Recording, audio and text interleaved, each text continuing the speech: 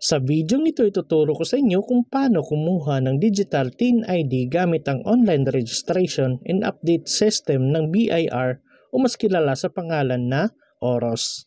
Pero bago yan, sa mga hindi pa nakasubscribe sa akin, kayo na ang bahala. So unang gagawin, punta lang tayo sa mga search engine na ginagamit natin kagaya sa akin Google Chrome at pagkatapos i-type lang natin ang oros.bir.gov.ph kasi ito po yung legit na website nila.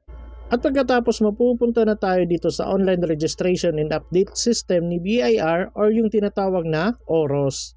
At dahil sa gusto natin kumuha ng TIN ID, ang unang gagawin natin, mag-register muna tayo. So i-click natin tong new registration. At pagkatapos i-click natin ang as an individual. After that, may makikita tayong ganito. I-scroll down nyo na lang po hanggang sa makita ninyo yung create account.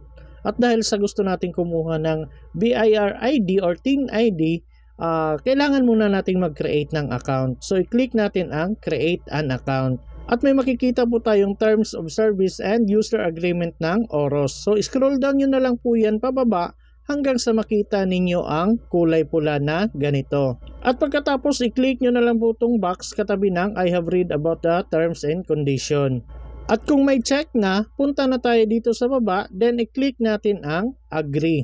At pagkatapos mapupunta na tayo dito sa pag-create ng OROS account. So i-click lang natin ang taxpayer at pagkatapos i-click lang natin ang with existing TIN. So next time guys, ituturo ko yung without existing TIN. Pero ngayon yung ituturo ko muna is yung with existing TIN. So yun po yung i-click natin. At pagkatapos mapupunta na tayo dito sa paglalagay ng TIN number. So dito kung ano yung TIN number ninyo, kadalasan 12 digits yung TIN number natin, pero huwag nyo na pong isali yung panghuli. Kadalasan 000, yung 30 sa dulo, huwag nyo na pong isali. Yung first 9 digits lang po yung ilalagay ninyo. Kasi nung pinilapan ko lahat, nilagyan ko ng 12 digits, pagka-click ko dun sa baba, may nakita po akong pula dito sa taas at hindi po ako nakaproceed. Kaya tinanggal ko po yung 30 sa dulo. Yung first 9 digits lang ng TIN number yung nilagay ko. At kung okay na, punta na tayo sa baba sa paglalagay ng first name. At dito sa baba may makikita kayong I have no middle name. So kung wala kayong middle name guys, i-check nyo po yung box katabi ng I have no middle name. Pero pag meron kayong middle name, huwag nyo na pong galawin yan. At dahil sa meron kayong middle name, ilagay nyo na lang po yung middle name ninyo. Pagkatapos ilagay nyo din po yung last name dito sa baba. At pagkatapos punta na tayo dito sa paglalagay ng suffix. Kung may junior kayo, senior, the third, the fourth, ilagay nyo lang po. Pero pag wala, i-click nyo po ang NA. So kagaya sa akin, wala akong suffix, so NA yung kinlik ko. So kung okay na, i-click nyo po ang okay. At pagkatapos punta na tayo sa baba sa paglalagay ng date of birth. So piliin nyo na lang po kung kailan kayo pinanganak. At kung okay na, i-click nyo po ang set. At pagkatapos punta na tayo dito sa baba sa pagpili ng civil status. So pumili lang kayo kung single ba or married. Kung okay na, i-click nyo na po ang okay. At next is yung gender. So alam nyo na po yan kung ano ang gender ninyo. At i-click nyo na lang po ang okay. At next dito tayo sa pinaka-importante sa lahat, ang paglalagay ng email address. Make sure po yung email address na ilalagay ninyo, yung email address na nilagay ninyo nung kumuha kayo ng TIN number. Kasi kailangan po nilang mag-send ng OTP doon sa email address na naka-register sa inyong TIN account. And make sure active at nabubuksan pa ninyo yung email address na ilalagay ninyo dito kasi magsisend sila ng OTP doon. At kung okay na at nalagay nyo na po, punta na tayo dito sa baba sa paglalagay ng password at confirm password. So dapat po yung password na ilalagay ninyo at least 12 characters po. Pwedeng lumagpas ng 12 basta hindi lang po bababa. At dapat may number, may letra, may malaki at maliit na letra, tapos may special characters kagaya ng asterisk, underscore, ganyan. Ipapakita ko na lang po. So dapat po yung password na gagawin ninyo, meron kahit isa sa mga nandito po. Kagaya niyan, number sign, yung dollar sign, percent sign, ganyan. Dapat meron pong ganyan kahit isa lang po. At kung okay na at nakalagay na kayo, i-click nyo na po ang box katabi ng I am not a robot. At kung may check na, i-click nyo na po ang register. At kung pagka-click ninyo ng register at may makikita kayong ganito na hindi daw active yung TIN number na nilagay ninyo, mas maganda pumunta na lang kayo sa pinakamalapit na branch sa inyong lugar para matulungan po nila kayo or tumawag kayo sa hotline nila. At kung pagka-click ninyo ng register at ganito yung makikita ninyo, email address has not found, our system detected that you have unupdated contact information. So, hindi na po updated yung contact information ninyo. So, kailangan nyong pumunta sa pinakamalapit na branch sa inyong lugar. So, mag-fill up lang kayo ng S1905 na form. Tapos, kumuha kayo ng number doon na kagaya nito. At antayin nyo lang tawagin yung number ninyo. So, ibigay nyo na po yung S1905 na form ninyo para ma-update na po yung contact information ninyo doon. At huwag mag-alala kasi ituturo ko sa inyo kung paano kumuha ng S1905 na form online para mapilapanan niyo bago kayo pumunta doon, or ituturo ko din sa inyo kung paano mag-email sa inyong RDO branch ng update information para ma-update na yung information niyo through online. So balik na po tayo dito. Kung pagka-click ninyo ng register at may makikita kayong ganito na nag-send daw sila ng link doon sa email address na nilagay ninyo, so pumunta na kayo sa inyong email address. So ayun na nga, may nakita akong ganito sa email ko. So dapat daw within 24 hours ay na-click ko na yung link para maging successful yung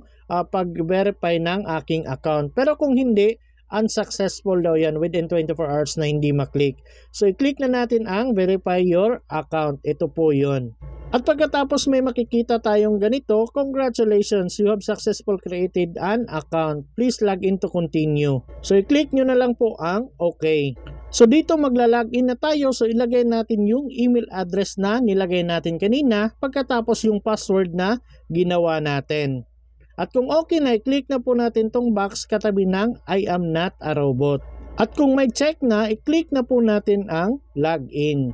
So once naka-login na kayo, ipapakita ko na sa inyo kung paano kumuha ng digital TIN ID ninyo. So pag may nakita kayong ganito, i-click nyo na lang po ang Get Your Digital TIN ID. Ito po yon. At pagkatapos may makita kayong ganito, i-click nyo na lang po yung View Your Digital TIN ID. At pagkatapos may makikita kayong ganito sa gilid. So scroll down nyo na lang po hanggang sa makita ninyo itong View Your Digital TIN ID. So dito kailangan ninyong maglagay ng picture para sa inyong TIN ID. So i-click nyo na lang po ang Add Photo. So before kayo mag-proceed, basahin nyo po muna itong guideline sa paglalagay ng digital TIN ID photo. So yung una, dapat daw yung file format niya or yung file type niya is naka-JPG or naka-JPEG or PNG. And dapat nasa maximum size niya is 10 MB lang po. At dapat daw 1 by 1 yung size tapos with white background without border. At dapat daw bago yung picture ninyo, not more than 6 months. At kung mag-picture daw kayo, dapat yung back camera ng inyong cellphone at hindi yung front camera yung gagamitin ninyo. At dapat nakatingin kayo sa camera, hindi nakatingin sa baba, sa gilid, hindi po pwede. At dapat makikita yung dalawang tenga ninyo at dapat medyo nakangiti pero hindi masyadong kita yung mga ngipin. Tapos klaro at visible sa open area po kayo mag-picture. Ang pagsusombrero po ay na-allow nila sa mga religious beliefs lang or traditions na kinoconsider nila. At bawal din daw po may mga sunglasses, mga accessories, mga headphone, wireless na hands-free device. Bawal din po yan. Kung may mga face mask, bawal, tanggalin nyo po lahat. At kung okay na at nakahanda na yung picture ninyo, i-click nyo na po ang proceed. At kung okay na po, makikita nyo na po yung picture ninyo dito at pwede nyo na pong i-click ang Generate Digital TIN ID. At take note, pwede mong i-update yung Digital TIN ID mo 30 days after generating your first digital TIN ID. So kung okay na, i-click na po natin tong box katabi ng I have read para matchikan at pagkatapos i-click na po natin ang confirm. At kung successful ang pag-upload ng photo, lalabas ang confirmation na updated successfully. May shared survey tungkol sa BIR, hindi ko na ipapakita dito ang pagsagot sa survey para makaproceed na tayo sa last step. Para makapunta sa download page kung saan pwede mong makita ang front at back details ng iyong ID, pumunta lang sa inyong Oros account at pagkatapos i-click ang Get Your Digital TIN ID. At pagkatapos i-click ang View Your Digital TIN ID. At may makikita po kayong ganito sa gilid, scroll down nyo na lang po hanggang sa makita ninyo ang View Your Digital ID. At pagkatapos i-click nyo na lang ito.